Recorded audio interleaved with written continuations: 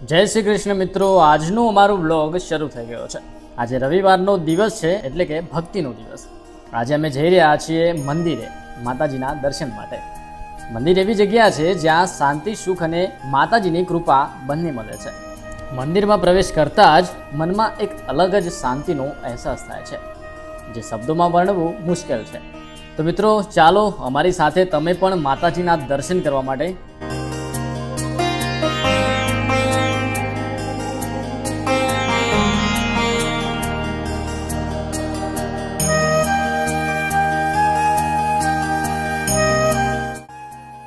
મિત્રો, આ ક્ષણે હું માતાજીના પવિત્ર દરબારમાં બિરાજમાન છું।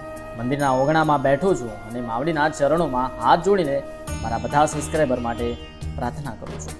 માવડી મારા દરેક ભાઈ બહેન મિત્રો દરેકની મનોકામના પૂર્ણ કરે એ પૂર્ણ કરજો। દુઃખ હોય તો દુઃખ દૂર કરીને સુખ આપજો। દિલમાં આશાનો દીવો પ્રગટાવી રાખજો અને ઘરમાં સુખ શાંતિ વરસાવજો। આજે અહીં બેઠો છું ત્યારે મને અનુભવ થાય છે કે માવડીની કૃપા વિના જીવન અધૂરું છે। માવડી એ માતા છે, તે પોતાના સંતાનની વાત પણ સમજી લેતી હોય છે। તો મિત્રો, દર્શન થઈ ગયા છે અને હવે આપણે નીકળ્યા છીએ વિસનગર। અને વિસનગર શા માટે જઈએ છીએ એ જોવા માટે તમારે આ બ્લોગમાં બન્યા રહેવું પડશે। તો મિત્રો, અમે વિસનગર પહોંચીએ ત્યાં સુધી તમે નિહાળો આ ગામડાના કેટલાક સુંદર દ્રશ્યો।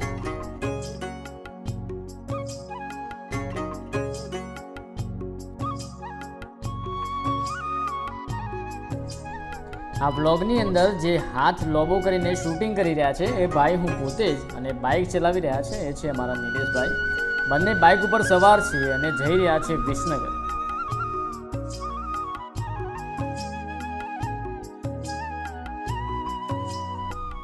તો મિત્રો, વિસનગરમાં આપણે પહોંચી ગયા છીએ કડા ચોકડી ઉપસરપંચની ચા। આ ઉપસરપંચની ચા અમે ચલાવીએ છીએ અને આ બેઠા છે અમારા વિનોદ કુમાર, એટલે કે વિનોદભાઈ। ભૂખ લાગી છે તો મેગી બનાવી રહ્યા છે। કોને કોને મેગી ખાવી છે કોમેન્ટ કરી દેજો, અને કેવી મેગી બને છે એ તો સ્વાદ તમને નહીં જણાવી શકું, પણ જે પ્રમાણે મેં ખાશું, જો પડી રહેશે તો નહીં સારી બની હોય અને બધી ખાઈ જાશું તો સારી બની છે, બરાબર। તો લાવી દીધું છે મેગીનું પેકેટ, અને આ તૈયાર છે આપણો મસાલો। ગ્રેવીવાળી એટલે કે રસ્સાવાળી મેગી બનશે।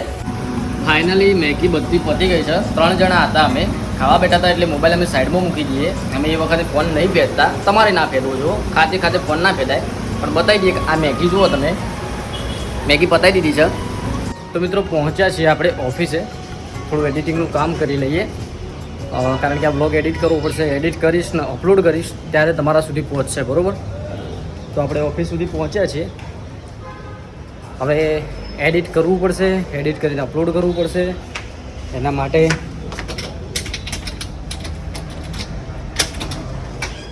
આ છે ઓફિસ। અહીંયાથી આપણે એડિટિંગનું, શૂટિંગનું બધું જ કામ શોર્ટમાં સોશિયલ મીડિયા પેજ હેન્ડલ બધું કરી લઈએ છીએ આપણે। એડવર્ટાઇઝિંગનું જ પણ એડિટિંગ આપણે આ પીસી છે, અહીંયાથી આપણું એડિટિંગ ટોટલી હેન્ડલ થાય છે। કે આમાં તમે કોમેડી વિડીયો કદાચ જોતા હોય, ન્યૂઝના વિડીયો જોતા હોય, કે પછી ઇન્સ્ટાગ્રામ પર જોતા હોય, કે આ બ્લોગ પણ જોતા હોય, આ તમામનું એડિટિંગ અહીંથી આપણે કરી લઈએ છીએ। તો આપણે ચલો એડિટિંગ કરી લઉં। આમાં જે ક્લિપો છે એ કોપી મારવી પડશે।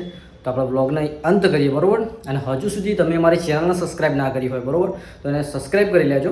અમારા પેજને ફોલો ના કરી હોય તો ફોલો કરી લેજો।